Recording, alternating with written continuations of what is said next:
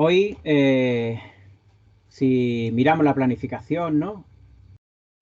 Como veis, ya estuvimos la semana pasada, comenzamos el tema de interacción de manipuladores, de interacción con el entorno, que sería esta parte de aquí, que estaba el 5 de mayo, y ahora estas dos próximas semanas no hay ninguna parte teórica que explicar, ¿de acuerdo? Por lo tanto, ya directamente es utilizar todo este tiempo de clase para trabajar en las prácticas que se van planteando. De hecho, la parte de control de la práctica de control indirecto de fuerzas, como estáis viendo, está dividida en tres partes, ¿no? Que serían una misma práctica para conseguir realizar un control indirecto de fuerzas, ¿no? Y la primera ya la hicisteis la semana anterior y hoy se trata de hacer la segunda parte. Bien, bueno, pues como supongo que, bueno, si os parece bien, yo creo que a nadie le parecerá mal, ¿no? Hacemos un breve repaso de lo que vimos la semana anterior y en lo que consiste la práctica de hoy, ¿no?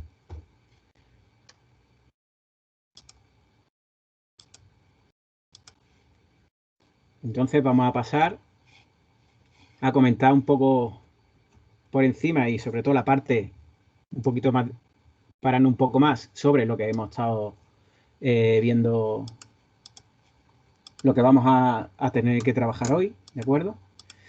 Y como ya hemos hablado antes, pues empezamos un nuevo tema de la robótica manipuladores en la que vamos a estudiar la interacción del manipulador con el entorno, ¿no? Es una parte de la robótica manipuladores que no habéis visto anteriormente en ninguna asignatura de robótica. Bien, en este nuevo tema, como ya vimos la semana anterior, pues se trata de estudiar qué ocurre cuando el manipulador está en una situación de contacto con el entorno y por lo tanto aparecen fuerzas en la herramienta o el efector final. ¿De acuerdo? Ya hablamos, pues, así rápidamente que esa interacción es importante porque no todas las tareas de un manipulador, a diferencia de como lo habéis hecho, por ejemplo, en la parte más práctica que habéis tenido de robótica manipuladores, en fundamentos de robótica, ¿no? En el curso anterior, en el que se definíais todas las tareas en base a posiciones, ¿no? Y eso es muy difícil, porque es muy difícil tener un modelo del manipulador y del entorno perfecto para que no haya problemas en cuanto a la posición que deba alcanzar el manipulador para ir realizando la tarea. Además, también, pues, todos los sistemas de posicionamiento alrededor del entorno de trabajo y demás, pues pueden hacer que las piezas o los partes del producto con la que tenga que trabajar el manipulador, pues, estén ligeramente desplazados respecto a otras situaciones en las que, pues, tendría que adaptarse, ¿no?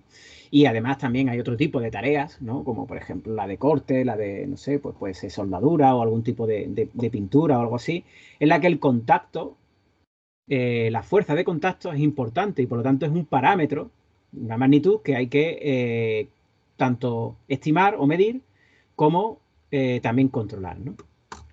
Bien, bueno, pues ya vimos también que en esta lección lo que vamos a ver es, en principio, lo que vimos la semana anterior. Hay dos técnicas de control de fuerzas, una indirecta y otra directa, ¿de acuerdo? La indirecta se trata de controlar la fuerza a través del control de posición y estimar la fuerza de contacto a través de la posición, ¿de acuerdo? Y vimos que había dos tipos, el control acomodativo y resistivo, ¿no? Y el control directo de fuerza, que lo veremos en la parte final de este tema, en la que ya sí se hace una medida directa de la magnitud a controlar, que es la fuerza, y se actúa en consecuencia a la fuerza que se mide como en el contacto del manipulador con el entorno. Bien, también hablamos que hay que modelar esa interacción con el entorno y por lo tanto es necesario definir unos sistemas de coordenadas que nos faciliten describir la tarea, la geometría de la tarea, ¿no? Para eso, pues vimos el concepto de restricciones naturales y artificiales que, en resumen, los vimos aplicados a varios casos prácticos, ¿de acuerdo? Y en resumen se pueden definir como que, por un lado, las restricciones naturales son las restricciones que nos impone la propia tarea, la geometría de la tarea, y por lo tanto serían aquellos ejes, ¿no? O grados de libertad que están imposibilitados por la tarea, ¿no? Que la tarea no permite que se puedan modificar libremente. Y las restricciones artificiales, que son las que identificamos directamente con las variables que van a ser interesantes controlar, porque precisamente son aquellos ejes o aquellos grados de libertad que la tarea nos deja total libertad para realizar ese tipo de movimiento o fuerza, ¿de acuerdo? Por lo tanto, son las variables que nos pueden interesar controlar para realizar una determinada tarea. Bueno, vimos varios ejemplos de este tipo de restricciones en situaciones en las que el manipulador pues, tiene que entrar en contacto con algún tipo de tarea, ¿de acuerdo? Y cómo se puede completar puede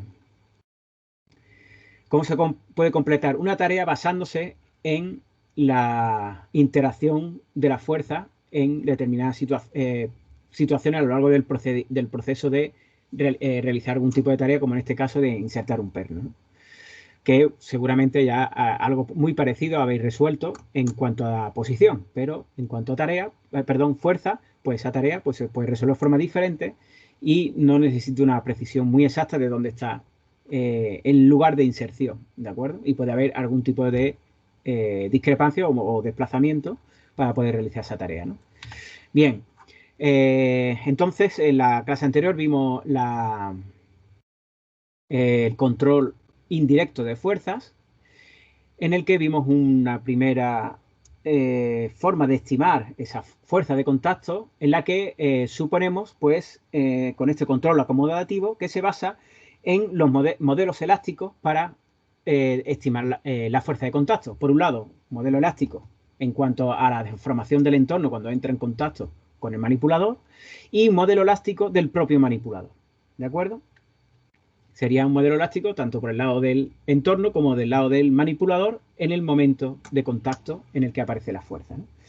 Bien, en este ya vimos, pues bueno, partiendo de un esquema de control sobre la posición y la velocidad con compensación de gravedad, ¿no?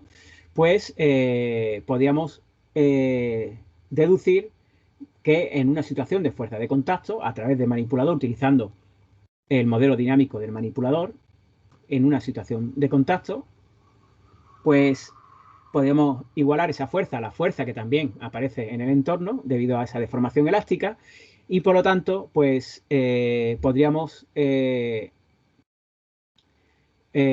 suponer que tendríamos tanto la deformación elástica en el entorno con casus A, ¿no?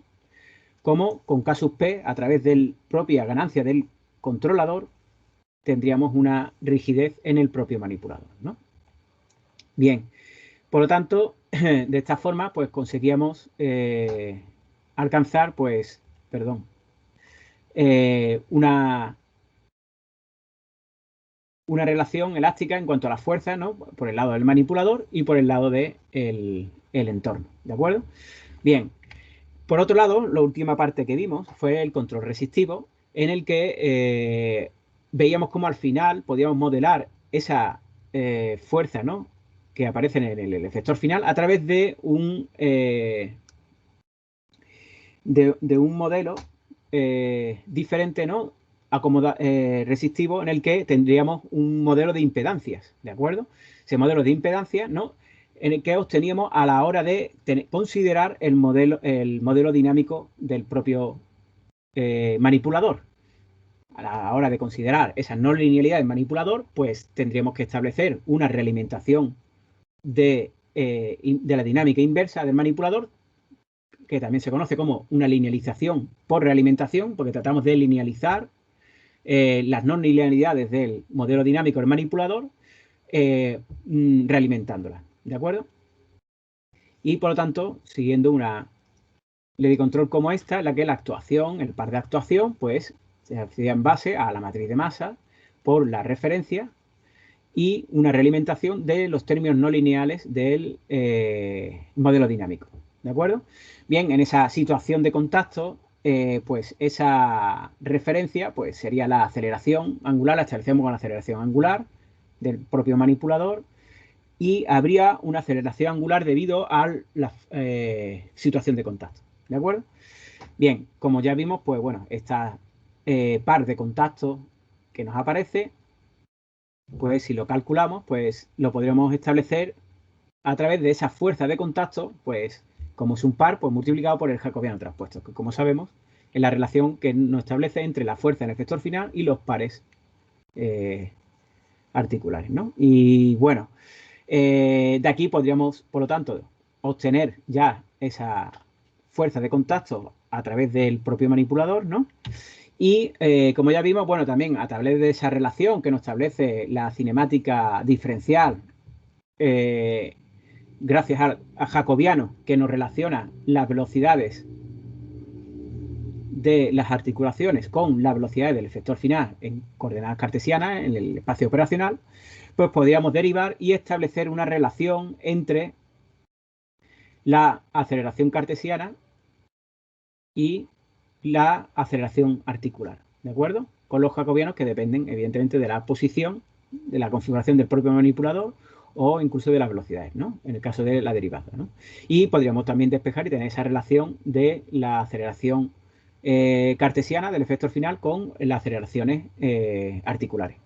Bien, bueno, pues si esto pues lo tenemos en cuenta en la anterior, ¿no? Que es lo que estuvimos viendo, ¿no? Que sería en esa ecuación anterior que tenemos aquí, ¿de acuerdo? Pues aquí tenemos esta parte que tiene que ver, como hemos visto aquí, que sería la aceleración debido a la fuerza a la situación de contacto, ¿vale? Y esta sería de aquí, pues como tenemos aquí, ¿no? La referencia, que es la suma de las dos aceleraciones articulares, ¿no? Pues sería la referencia, pues sería esta de aquí, ¿no? Y aquí pues tendríamos la aceleración articular. Bien, de esta forma tendríamos ya una relación entre la aceleración articular y la aceleración del efector final bajo una situación de fuerza de contacto y por lo tanto pues podríamos establecer con ese control, ley de control, ¿no? Que hemos utilizado desde el principio, ¿no? Que tendríamos esta dinámica que es la que estuvisteis implementando en la práctica anterior porque la vamos a utilizar este controlador, ¿de acuerdo? Bueno, pues si lo tenemos en cuenta, si lo combinamos con lo anterior, pues tendríamos lo introduciríamos justo aquí, ¿de acuerdo? Y tendríamos esa relación con el control de posición del, de la, del manipulador, ¿de acuerdo? De esa forma, si reordenamos y dejamos en un sitio, en una parte, los términos articulares, ¿no? Incluida la fuerza, ¿no? Y en otro término, en la otra parte, por los términos de posición cartesiana, ¿no? Posición, velocidad, aceleración, pues tendríamos esta expresión de aquí, en la que, bueno, podríamos pues transformarlo y dejarlo de esta forma que vemos aquí, una dinámica de segundo orden, ¿de acuerdo? Y en el que vemos esa impedancia mecánica a través del manipulador con una parte equivalente a como si fuera la deformación de un muelle, es decir, una parte de rigidez, de deformación elástica, otra parte de fricción viscosa, ¿no? Con los coeficientes del propio controlador, ¿de acuerdo? Esa impedancia, ¿no? En este caso la fricción viscosa y un término de inercias, ¿de acuerdo? En el que hablábamos pues eso de una matriz de masa ya que acompaña a la aceleración, ¿de acuerdo? Bien, bueno, pues ya vimos también que podríamos ver cómo se pueden desacoplar y finalmente pues tendríamos una relación en esa fuerza de contacto con la dinámica a través del propio controlador de la posición, velocidad, aceleración y por lo tanto pues tendríamos una dinámica de segundo orden que si tenemos en cuenta el contacto, esa fuerza, pues el contacto con el entorno y si el entorno tiene un modelo elástico como lo supusimos en el caso anterior del control acomodativo, bueno, pues nos quedaría una expresión en la que tendríamos esa dinámica de segundo orden, ¿de acuerdo? Aquí con los términos de la posición deseada y de la posición de equilibrio del contacto del efector final con el entorno, ¿de acuerdo? Y esa dinámica de segundo orden la podemos comparar, pues, por lo tanto, con pues, los parámetros que nos representan una dinámica de segundo orden, ¿de acuerdo? Que no pueden definir cómo es una respuesta de un sistema de segundo orden a través de dos parámetros que ya conocemos, ¿no? Como el coeficiente de amortiguamiento y la frecuencia natural, que gracias a esa dinámica que podríamos establecer incluso a través de los propios polos, ¿no? del sistema, ¿no? De las raíces de esa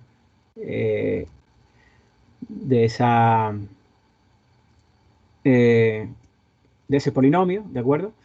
Bueno, pues podemos establecer una relación directa con su respuesta temporal y por lo tanto también con la parte transitoria de la respuesta, ¿no? Que es muy importante. Y por lo tanto, pues podríamos establecer y determinar en un momento dado, pues cómo va a ser o predecir cómo va a ser esa respuesta. Muy bien. Esto es precisamente lo que hiciste en la práctica anterior, ¿de acuerdo? Y en la práctica de hoy se trata de continuar esta práctica, este control indirecto de fuerzas, y entonces lo que falta es implementar esta realimentación. Tenemos un manipulador que vamos a contar con él hoy, ¿no? Que estará ahí disponible en el campus, del que hacemos una realimentación de las no linealidades para compensarlas de forma exacta, ¿de acuerdo? Y de esa forma, pues podemos implementar otra parte del bucle de control, anterior ecuación característica que representa antes en Simulink, ¿no? Pues sería la correspondiente al control de posición y velocidad. Y ahora le vamos a incluir, vamos a dejar el anterior aparcado para utilizarlo en la siguiente práctica en el que vamos a unirlo todo, pero vamos a ir resolviéndolo por partes. El anterior ya hiciste el de control de posición y velocidad, y ahora se trata de hacer esa compensación de las no linealidades mediante esta realimentación, ¿de acuerdo? De la dinámica inversa. Por lo tanto, la práctica de hoy, si no la tenía yo por aquí abierta, perdón, esto no es. ¿Dónde estaba? A ver.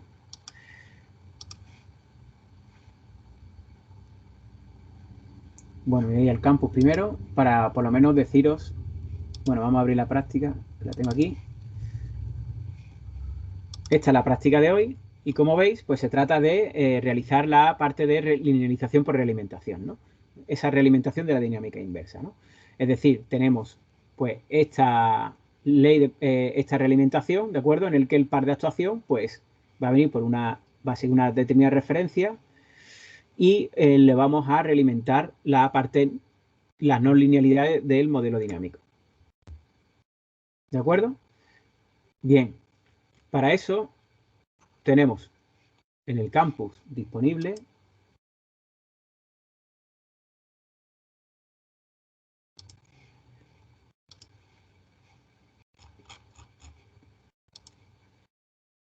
está disponible pues en la práctica de hoy, práctica 3, que es esta que está aquí, ¿de acuerdo?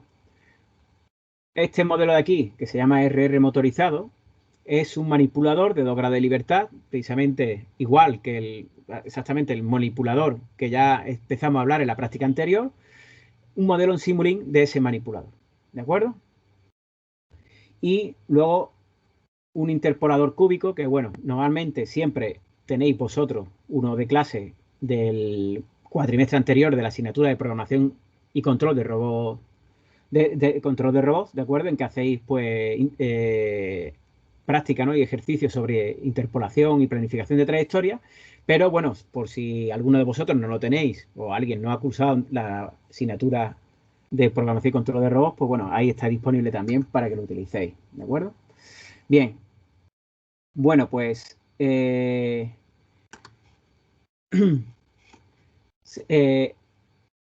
este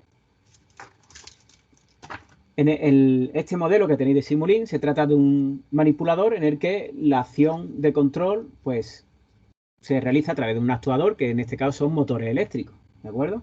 Por lo tanto, lo primero que tenemos en esta práctica y que hay que hacer es ajustar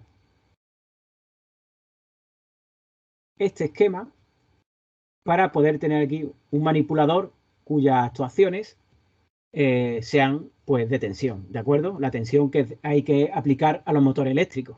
Por lo tanto, ahí hay que hacer una conversión entre el par deseado, ¿de acuerdo? Dado por esta ecuación que tenemos aquí, y convertirlo a la tensión adecuada para los motores, ¿de acuerdo? Bien, eso precisamente lo que se pide en el primer apartado, es decir, de la expresión anterior, pues de los elementos B y N, ¿de acuerdo? Que están dentro del propio manipulador, ¿de acuerdo? En el modelo, ese que tenéis ahí, que ya lo representa, ¿no? El modelo, pues tenéis que tener en cuenta que son un modelo basado que tiene motores y reductoras, ¿de acuerdo? Para realizar el movimiento de las articulaciones. Y de esa forma, pues entonces a ese modelo tendréis que introducir como actuación la tensión, ¿de acuerdo? De entrada a los motores, ¿de acuerdo? Por lo tanto, pues tenéis que deducir pues, una expresión equivalente a la anterior, ¿no? En la que esté esta ecuación en términos de tensión. Y para eso, pues evidentemente tenéis que tener en cuenta pues la reductora y las constantes de los motores, ¿de acuerdo? La constante de la fuerza contravectoromotriz y la constante de conversión entre tensión y par, ¿vale? Y la resistencia de armadura.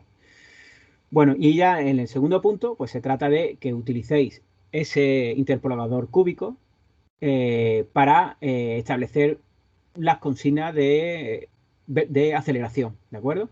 Es decir, ese interpolador, pues lo que va es a seguir una referencia articular, esa que tenéis ahí, de 10 grados y 5 grados, ¿no? En cada una de las articulaciones.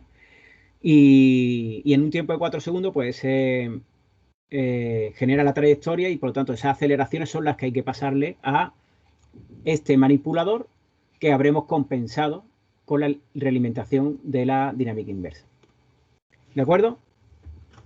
¿Alguna pregunta?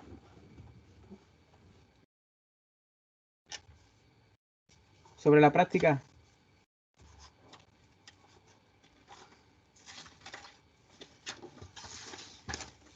Bueno, ¿queréis que tratemos de hacer el primer apartado?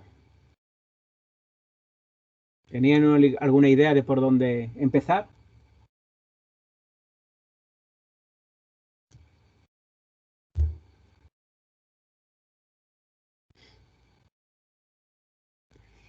¿Hay alguien ahí?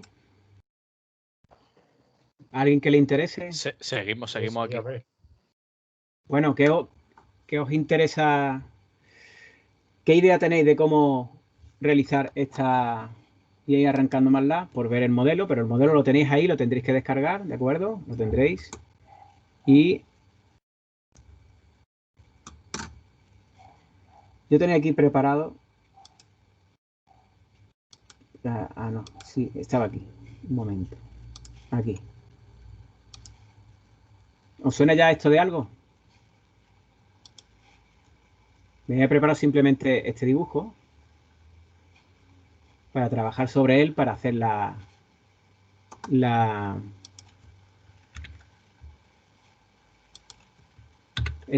para que pensemos en el primer apartado. Un momento que se me ha quedado esto. Ahora. Bien. Mientras está más la voy a abrir aquí para que veáis. Está abierto. ¿Por dónde está abierto? Aquí. Y arrancando Simurín para que podamos abrir el modelo. Que vosotros también podéis estar abriendo y viendo. ¿De acuerdo?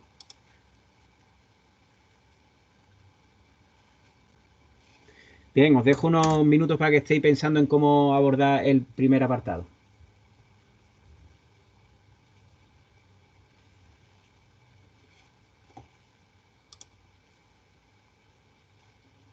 Mientras voy a abrir el modelo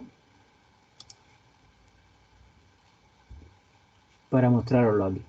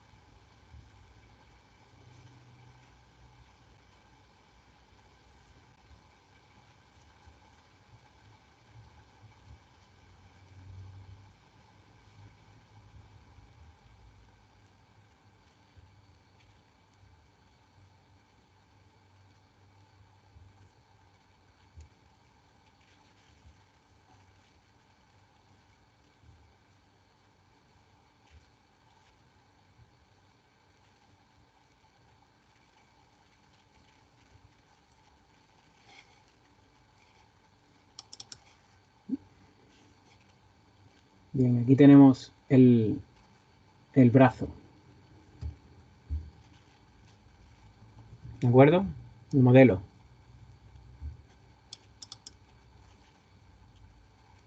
Aquí están los parámetros del modelo. Y mientras seguís pensando, a ver si os da una pista cuando estemos viendo un poco el modelo por dentro. ¿De acuerdo? Aquí estamos viendo que tenemos, pues, el modelo de los motores. Y aquí está el brazo, que está aquí dentro. Y aquí tenemos el modelo dinámico del brazo. ¿De acuerdo? Es decir, esta última parte, lo que estáis viendo aquí, es el modelo dinámico. Como vemos aquí, pues tendríamos la matriz de masas B, bueno, la inversa, el término de las aceleraciones de Coriolis, la gravedad y la fricción viscosa. ¿De acuerdo? Todos esos términos de la ecuación dinámica. Que por verla la partíamos de ella del principio, ¿no? Estaría por aquí, que es esta que tenemos aquí. ¿De acuerdo? No, perdón. Es la de abajo. Eso. Es el modelo dinámico, ¿vale? Que está representando ahí en Simulink, en el que los términos no lineales que hemos agrupado como n son la aceleración de Coriolis, la fricción viscosa y la gravedad. Muy bien. Bueno, pues a este motor de aquí, si nos vamos fuera, ese brazo mecánico, lo que vamos a introducirle como actuación es la tensión. Por eso decía en un principio que la entrada de actuación es esta tensión hacia los motores y la ecuación que tenemos... ¿Dónde lo tenía abierto? No, otra vez. La tensión no la tenemos directamente, tendríamos que manipular esta ecuación para obtener esa tensión. ¿De acuerdo?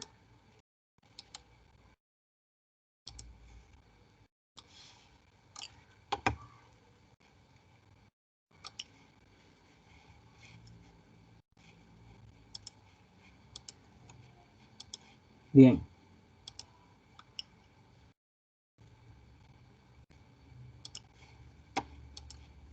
¿Qué es esto? Se me ha quedado aquí.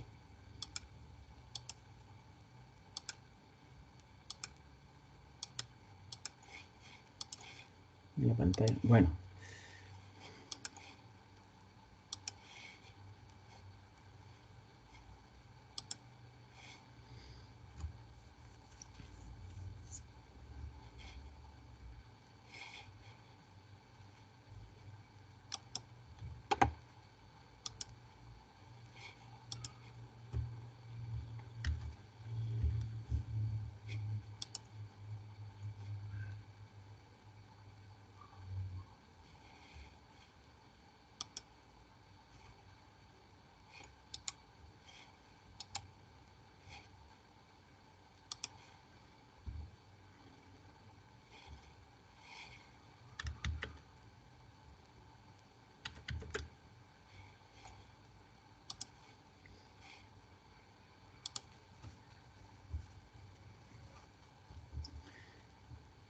Bien, bueno, ¿alguna idea de cómo podemos conseguir que esa ecuación se nos transforme en una ecuación en la que la actuación venga expresado en los términos de la tensión de los motores?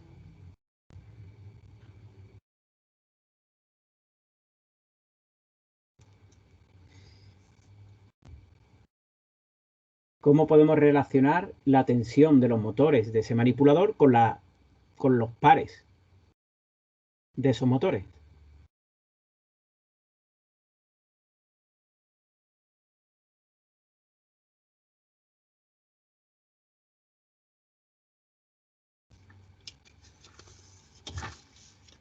¿Alguien tiene alguna idea?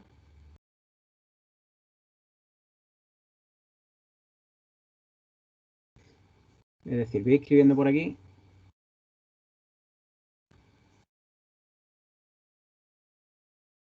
El par, ¿no? este de actuación, tenemos que es igual a la matriz de masa por I, que es la referencia, más N, ¿vale? Tenemos que hacer que este par, pues en lugar de ponerlo, esa actuación en términos de par, en términos de tensión. ¿Qué relación podemos establecer entre esa tensión de entrada al motor y el par que tenemos en el eje?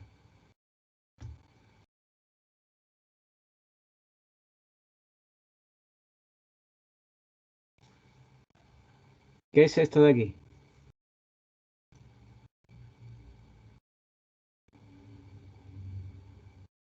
¿No lo sabéis?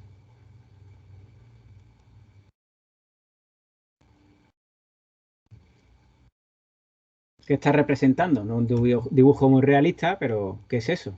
Motor eléctrico, ¿no? ¿Sabéis lo que es un motor eléctrico?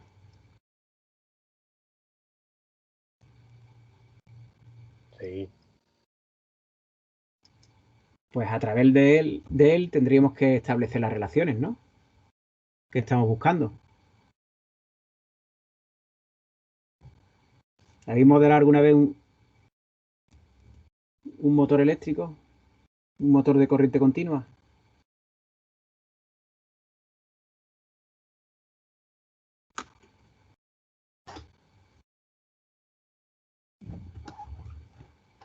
Yo estoy seguro que sí, porque el año pasado encontró por computador, por lo menos estáis todos porque era obligatoria esa asignatura y era yo quien os habló de eso, ¿no? ¿Os acordáis?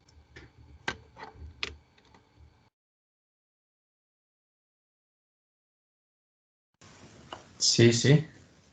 Y la Bien. fricción que había que considerarla y todo. Bueno, ¿cuáles son las ecuaciones que gobiernan ¿Qué, qué ecuaciones gobiernan el motor de corriente continua? Su comportamiento. ¿Qué tenemos ahí? Una parte eléctrica y otra mecánica, ¿no? Electromecánica.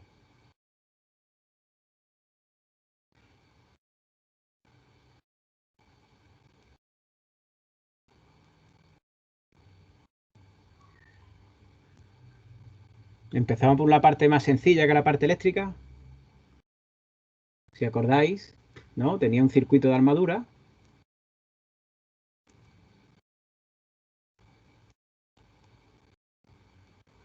Y aquí tendría la tensión de entrada, ¿no? Y luego ya tendríamos aquí el eje del motor, en el que ya, pues, tendríamos un par motor que estaría girando. ¿De acuerdo? Y esa sería la tensión al circuito de armadura.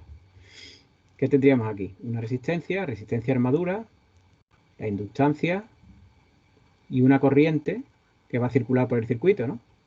Corriente de armadura.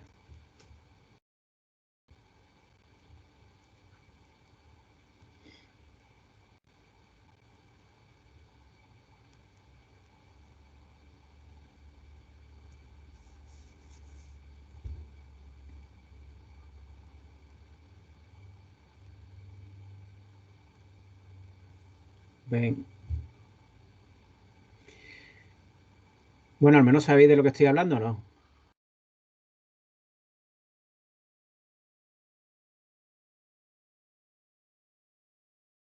Sí. ¿Qué primera ecuación podemos poner? Hemos dicho la eléctrica. Simplemente si establecemos aquí la eléctrica sería... Uf, perdón, que he escrito ahí.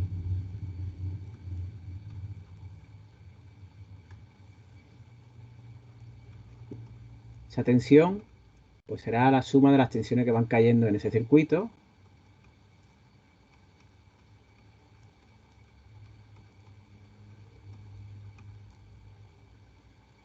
Y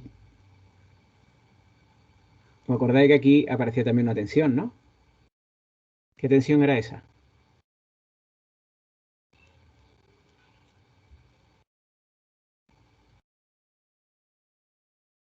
Le voy a llamar así. VB.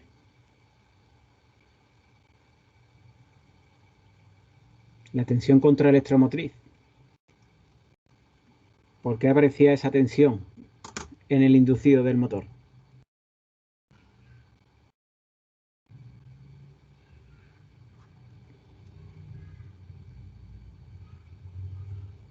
¿No acordáis ninguno?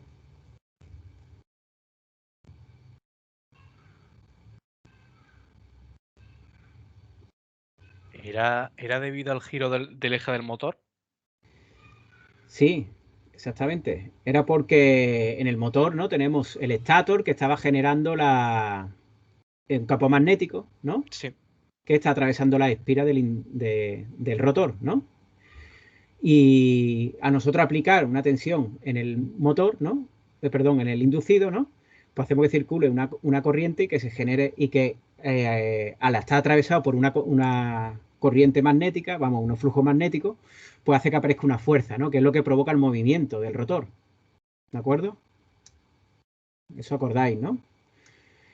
Bien, una vez que se está moviendo el motor, ese flujo que atraviesa la espira cambia, ¿vale? Porque se está moviendo. Hay una superficie diferente por la que va atravesando el flujo y por lo tanto eso también induce una corriente en el devanado y por lo tanto una corriente que se opone al campo eléctrico que le estamos aplicando VA. ¿De acuerdo? Bien, ¿había alguna forma de calcular esta tensión?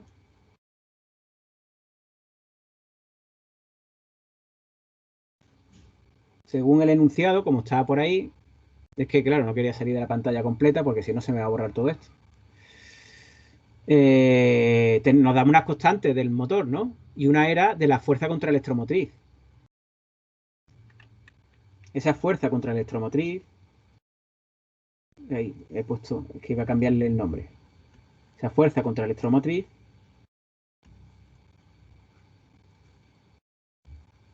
es proporcional a la velocidad del eje de giro del motor, ¿vale?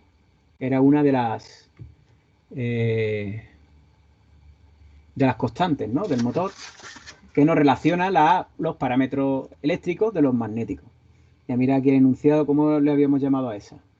KSV, ¿no? Es que no quiero poner otro nombre para no liar. KSV como la constante de fuerza contraelectromotriz, ¿vale? Pues KSV por la velocidad del eje de giro, ¿de acuerdo? ¿De acuerdo? Bien. Bueno, como aquí tenemos una reductora, yo a este le voy a poner que es el giro antes de la reductora y le voy a llamar tita suave, ¿vale? Bien.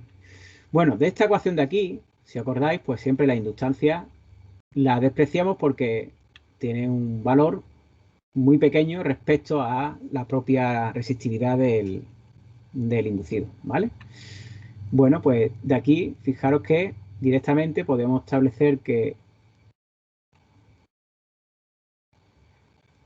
Ah, bueno, por otro lado también tendríamos otra constante, ¿no? Que tenemos en el enunciado, que es la que nos dice el enunciado ya directamente. ¿Qué hace usted como constante de conversión tensión par? Bueno, más que tensión par, esa constante lo que nos relaciona es el par en el eje del motor, ¿no? Con la corriente de armadura, ¿vale? En el enunciado es caso usted, ¿de acuerdo? Por la corriente de armadura. Muy bien, ahí tenemos dos ecuaciones que nos establecen las relaciones entre los magnitudes en el eje del motor, magnitudes mecánicas, par y velocidad, con las magnitudes eléctricas, tensión y corriente. ¿De acuerdo? Bueno, pues ahora ¿qué? ¿Qué hacemos? Por lo pronto podríamos quitarnos de aquí la tensión esta contraelectromotriz, ¿no? Y nos quedaría que V sub A es RA por IA, ¿no? Más K sub V por tita punto sub A, ¿vale? ¿Y por qué pongo esa tita sub A y tau sub A? Porque como vamos a tener una reductora, ¿vale? Voy a borrar esta parte de aquí, ya que el circuito de armadura no hace mucha falta, para por lo menos tener un poquito más de espacio. Porque el motor va a tener detrás una reductora, ¿de ¿De acuerdo? Es decir, como tenemos en el enunciado una reductora de valor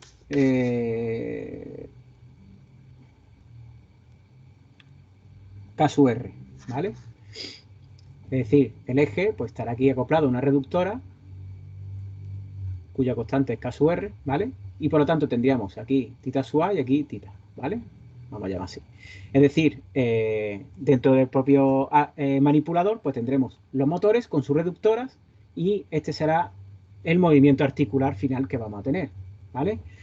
Bien, a través de esta reducción pues lo que vamos a tener sería para, por ejemplo, el par que tengamos en el otro lado del eje, pues será con esta reductora pues multiplicado por el par que vamos a tener en la primera parte del eje, que ahí lo he llamado T sub M, pero bueno, podría haberlo llamado aquí también tau sub A, que hubiera sido lo suyo, ¿no? Pasa que lo había puesto y no había... Y luego, en cuanto a la velocidad, pues sería al contrario, es decir, la velocidad o el ángulo o la aceleración, cualquiera de ellas, ¿no? Tau sub A será K sub R por tita, ¿vale? Bueno, ya tenemos aquí todas las relaciones necesarias. Bien, como veis, aquí tendríamos la tensión, ya tenemos aquí una tensión, ¿vale? Pues esta tensión es lo que vamos a necesitar de actuación.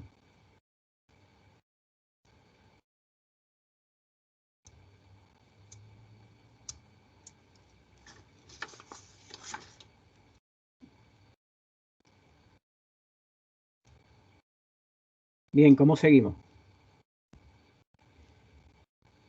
Hay que relacionar esta tensión con el par.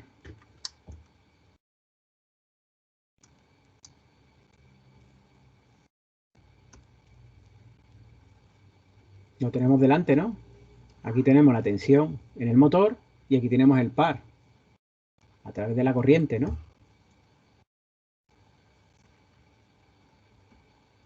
¿Qué podríamos seguir haciendo?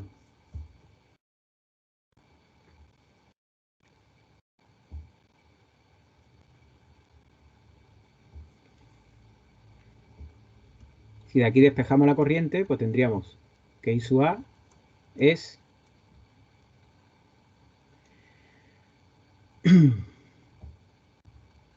V sub A menos KV por la velocidad tita sub A, ¿vale?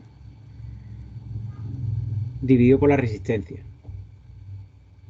¿De acuerdo? Si esto lo sustituimos aquí,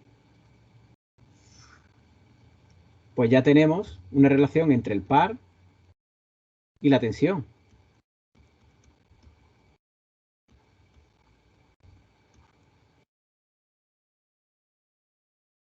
¿De acuerdo?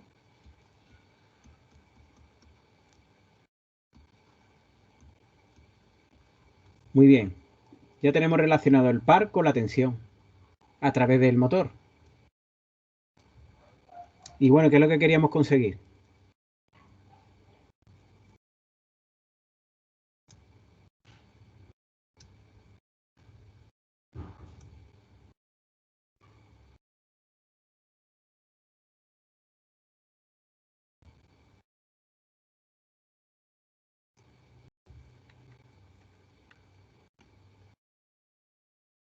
Lo que queremos conseguir es que esta ecuación de aquí, en lugar de tenerlo en términos de par, de tenerlo de tensión, ¿no? Pues simplemente tendríamos que sustituir.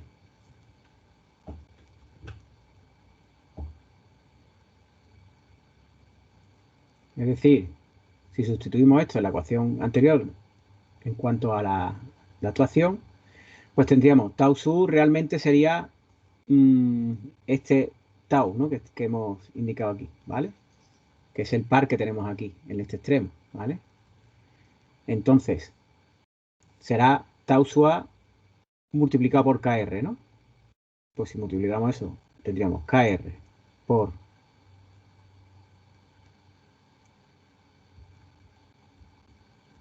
KT partido RA y aquí VA menos KV tau a punto, ¿vale? Y esto igual a B por I más N. Fijaros que ya tendríamos esta ecuación de la realimentación lineal de las no linealidades, ¿no? De la dinámica inversa, pues ya lo tenemos en términos de tensión. Solo nos falta ya despejar para dejar la tensión pues en un lado, ¿no? Y si despejamos esto, bueno, y en lugar de dejarlo en función de tita sub a punto, pues podríamos dejarlo en función de tita, que es el valor de articular final, ¿vale? Pero bueno, primero podemos despejar, por lo que tendríamos V sub A igual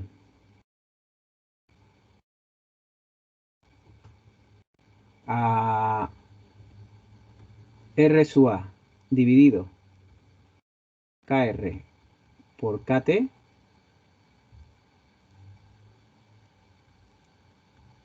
B por I más RA dividido KR por KT por N más, ¿qué más queda?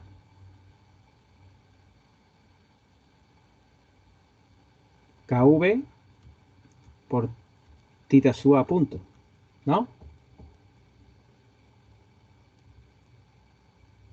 Y ese tita sub a punto, si lo queremos dejar en función de la variable articular, pues simplemente sería multiplicarlo por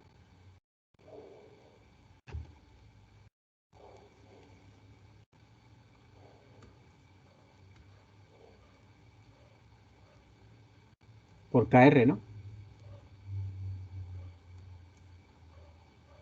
KVKR tita punto. Y aquí tenemos ya la ecuación, que es esa misma ecuación para la estimación articular, ¿vale? Para hacer esa realimentación, linealización por realimentación, en el que tenemos este término de aquí, que podemos llamar B estrella, y este término de aquí, que sería N estrella, que están modificados por el hecho de que el actuador es un motor. Y nos aparece aquí un término nuevo debido al hecho de la presencia del motor y nos aparece como si fuera una fricción viscosa. ¿De acuerdo? Bueno, pues este es el primer apartado. ¿Alguna pregunta? ¿Habéis seguido bien el razonamiento para obtenerlo?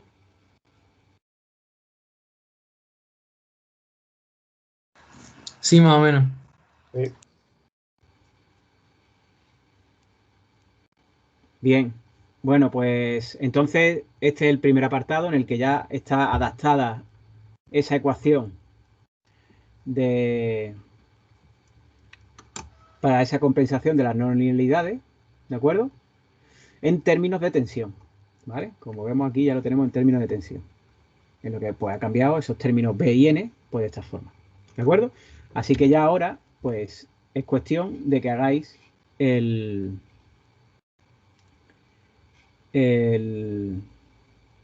segundo apartado. A ver dónde está. Aquí, que nos dice que simulemos y esto, que hagáis esto en Simulink con el manipulador de 2 grados de libertad, ¿de acuerdo? Y que siga una referencia articular que da ese interpolador, ¿de acuerdo? Y que veáis finalmente que evidentemente se siga la trayectoria que queremos, ¿no? Porque tenemos que ir comprobando esas dos partes que luego vamos a hacerlas a funcionar todas conjuntas en la siguiente práctica. Bien, en cuanto al manipulador, un consejo más que os quiero dar para que no haya muchos problemas es que, como estáis viendo, aquí está el brazo mecánico motorizado, es decir, el manipulador, ¿no? Aquí tendríamos un modelo que serían los motores, ¿no? Un modelo de motor, ¿vale? Como estáis viendo aquí, ¿no? Pues simplemente las ganancias son pues esos parámetros del motor, ¿de acuerdo? Y dentro del brazo del motor son el modelo dinámico, ¿vale? Entonces, esos términos que ya conocéis como la término de masas y las no linealidades están aquí, que ya lo he comentado anteriormente, ¿no? Es decir, aquí tenemos la inversa de B, aquí tenemos las no linealidades, la aceleración de Coriolis, la gravedad y las fricciones. Vale, pues cuando utilicéis esto en la parte correspondiente para hacer esa realimentación y esa entrada con la referencia B y N,